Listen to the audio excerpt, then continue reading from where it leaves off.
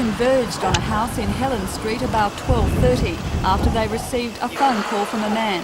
He provided the police with his location. He was armed with a loaded shotgun and an ammunition belt and was the sole occupant of the house. Police cordoned off the street while a negotiator moved in to talk to the man. After waving the shotgun around, he was instructed to leave the weapon on the footpath.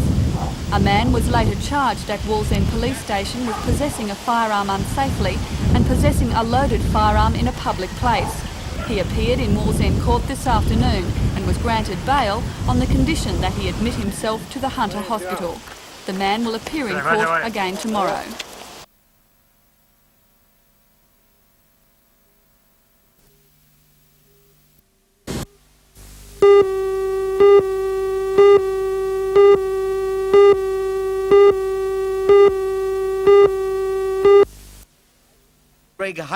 The Newcastle rep squad for this weekend's match with Parramatta was named yesterday, and it wasn't without its surprises. The main one for most observers was the selection of top centre David Fred Grant on the wing. And joining yesterday, just hours after the side was named, one player without unavailable and John Fox into the side.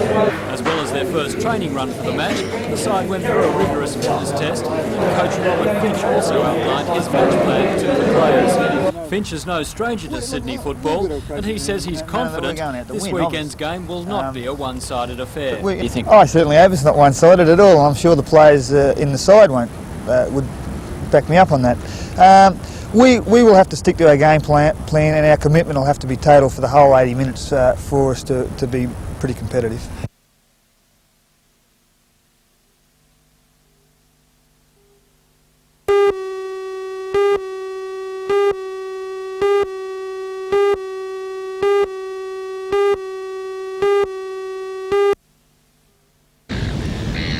The drama began around 7:30 this morning when a passerby noticed a strange cylindrical object on Redhead Beach.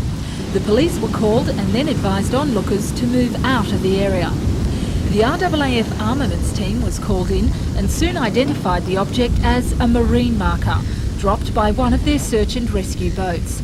No danger warning was given as the marker was still intact and in a safe condition. Markers such as this one are used by boats and planes. When they're dropped into the sea, smoke is released which then guides searches. But according to a spokesman from the RAF, something must have gone wrong with this one and it failed to ignite. After all the excitement had died down, the marker was picked up and taken back home to the RAF base.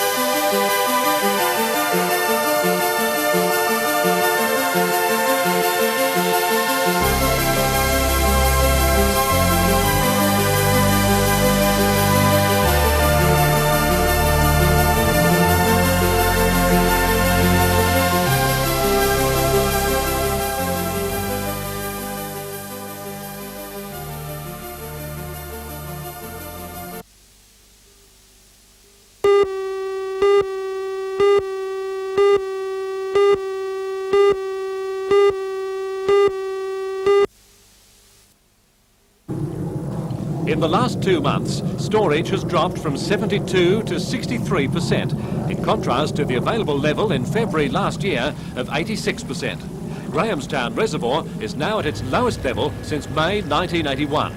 The board also says that consumption is beginning to rise again this hot season. Before user pays, there were pronounced summer consumption peaks, but these did level off until now, with monthly use up and total consumption now 10% greater. Mr McLaughlin says there may be one particular reason for this. Perhaps the hip pocket nerve has ceased to twinge a little bit, and people do become accustomed to it. Of course, we are serving a lot more people, and perhaps the circumstances of user pays following a drought did have a much more significant effect. It's probably that we're now in a drier period than we've experienced since the drought that led into user pays. February the 3rd this year brought a new user pays daily record consumption of 342 megalitres, and we have been setting record weekly averages. The result is obvious, according to the Water Board, if winter rains are not abundant. What we're forecasting is if present consumption levels continue and we don't get recovery rain in the intermediate period, we could be looking at restrictions in the spring.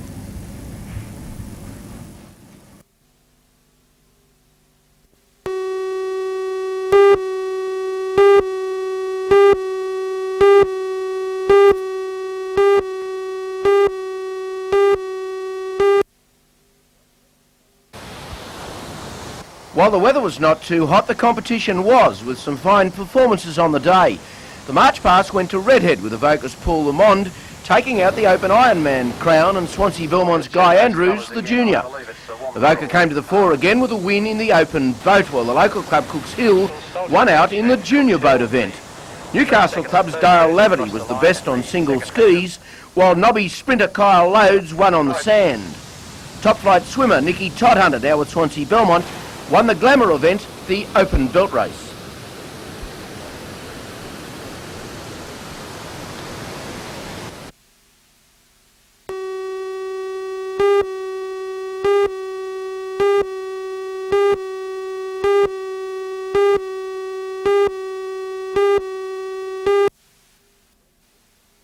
When we arrived late this afternoon, judges Newcastle Region Art Gallery Director David Bradshaw and Sydney Gallery Curator Bernice Murphy were still considering their verdict.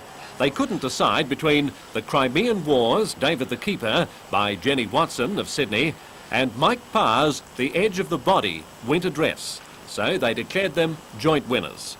It's an acquisitive prize. The gallery gets to keep the spoils. But since the combined value of the two winners is greater than the allotted $10,000 from the Newcastle City Council, more prize money will be arranged. Gallery Director David Bradshaw. We're going to have to give her slightly more than she asked for to make hers up to $5,000, and we're going to actually have to find another $1,000 on top of the $5,000 prize money for Mike Parr's picture. So he is actually half the prize winner, but still gets what he asked for his picture, and she's half the prize winner and she gets half the prize money. So it will cost you a little more than $10,000. Oh well, never mind. There was another award, a $750 non-acquisitive prize for a Hunter Region artist, this one sponsored by the Newcastle Show Association. The winner, a curious work by Ted Pryor, Ex-Army Still Life 1, a compiled work depicting army life with all its kits and directions. This is the first year of the $10,000 Show Association Acquisitive Art Competition, and the judges conceded they're just feeling their way with this new type of prize. Would they have parted with their $10,000, for instance, for a painting valued at, say, just $520? Or why not have 3 winners if you get to keep them all? Maybe next year there'll be some changes.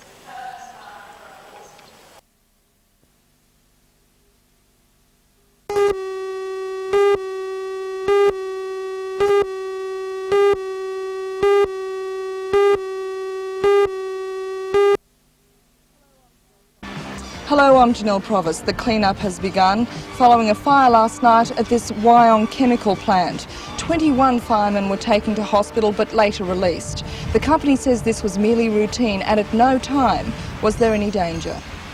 Join Ray Deneen and Anna Manzoni for all the news tonight at 6.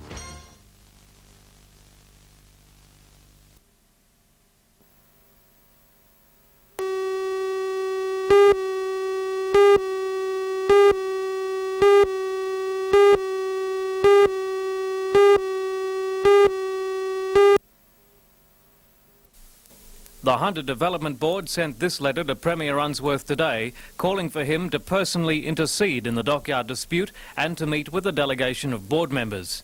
In the letter, it claims that the confrontation which has closed the yard was avoidable.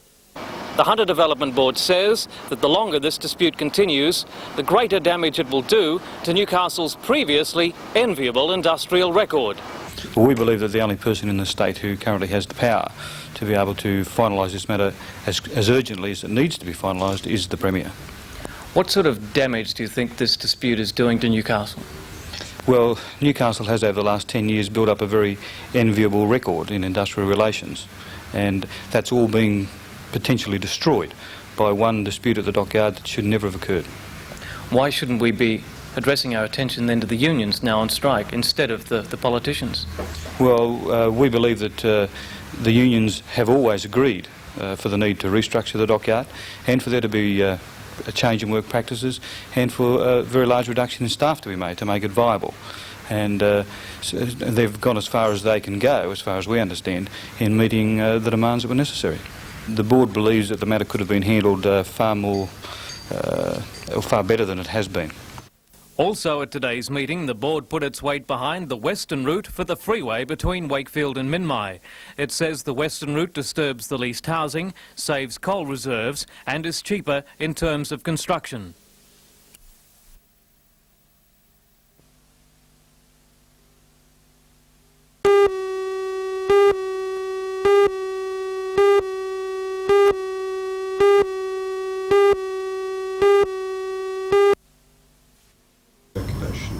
Professor William Walters will soon take up the post of Professor of Reproductive Medicine at Newcastle University. One of his first tasks will be to establish a prenatal diagnostic service. Although he admits that they have to start on a small scale, his ultimate goal is for all pregnant women in the Hunter to be checked out for prenatal abnormalities. Women planning to get pregnant can be told how to avoid abnormalities, and testing will enable problems to be detected at an early stage. Professor Walters is adamant that if an abnormality is detected, there will be other options than abortion, such as genetic engineering and even fetal surgery. There are a wide range now of strategies being developed to treat fetal abnormalities once they've been diagnosed, so that it won't only be that option of termination of the pregnancy for an affected baby. How far down the track do you think that kind of work would be? Well, a certain amount of it is being developed now in various clinics around the world, and I don't see why we should not start developing some of these methods here in Newcastle. Right.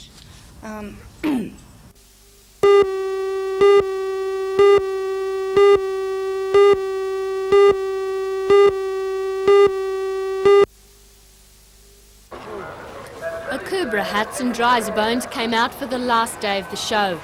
Final judging was wrapped up in the show rings, while next door at the CIG stand a crowd gathered to watch the finals in the battle of the old versus the new. A master woodchopper matched his skills with a tradesman operating an oxy welder. The half-time score was 2-1 to the woodchopper. Show president Clem Varley says this year's show has progressed smoothly, without a hitch, and are delighted with the 4-day event despite a slight drop in attendances. Oh, we'd have about 50,000 here yesterday as a guess. We haven't really looked at it closely, and I suppose we're around about the 130,000 in total for this year. And he says the crowd favourites were easy to pick. Well, I think we've got a good formula in terms of the centre ring attractions. We can improve those marginally, I guess, but it's what's happening outside the centre ring that I think's been well improved this year. The farm education lectures have been very good. The agricultural pavilion with our fashion parade has been extremely popular, and I'd like to see some more work done on that. A 12-member committee will meet next week to begin planning for the 1988 Newcastle show, but the organisers say that already judging by the success of the farm exhibits and rural education exhibition points to an expansion in those areas next year.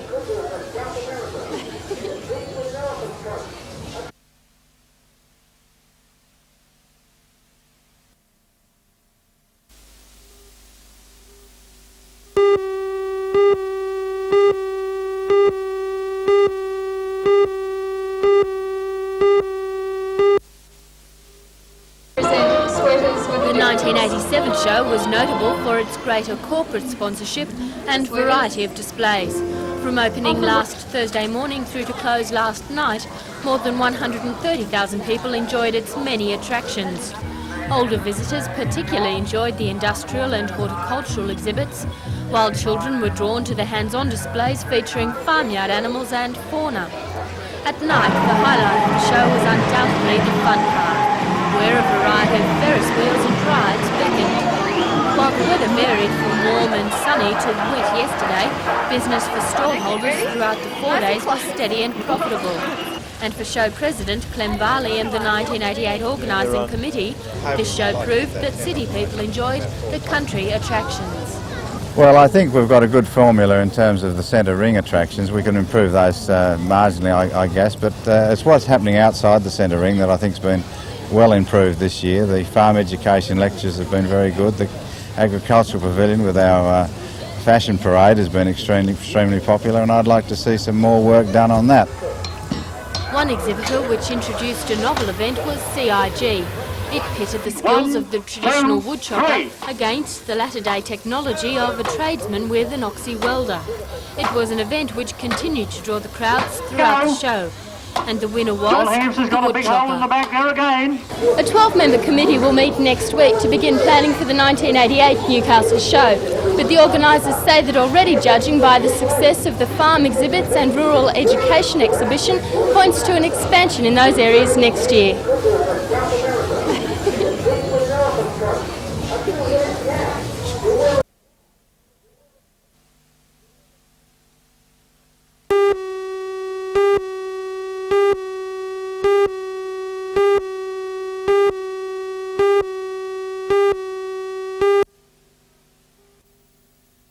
At today's committal hearing, most of the day was taken up dealing with the more serious offences of abduction and sexual assault of a 2-year-old Charlestown girl. 3 people, 2 policemen and the 2-year-old's father gave evidence. 29 exhibits were tendered, including a signed record of interview between Wickens and Detective Jeff Hodson. In this statement, it's alleged that Wickens admitted to breaking into the Charlestown house, to abducting the girl, but he denied strongly that he sexually assaulted her. The record of interview describes how he stole a car from another house and was drawn to the Charlestown house because the lights were on. According to police, he says he entered the house after cutting a fly screen with a Swiss Army knife and was stealing some items when he was disturbed by a child. In the interview, he claims he panicked and grabbed the child and carried her to the car because he didn't want her to make a noise and wake the family. He says he took her to Boomerang Park where he dropped her off. According to Wickens, he did not sexually assault the girl. He says, "She was in the same condition when I let her out as when I took her from the house. I'm not a deviant or a rapist, and I've had plenty of girlfriends."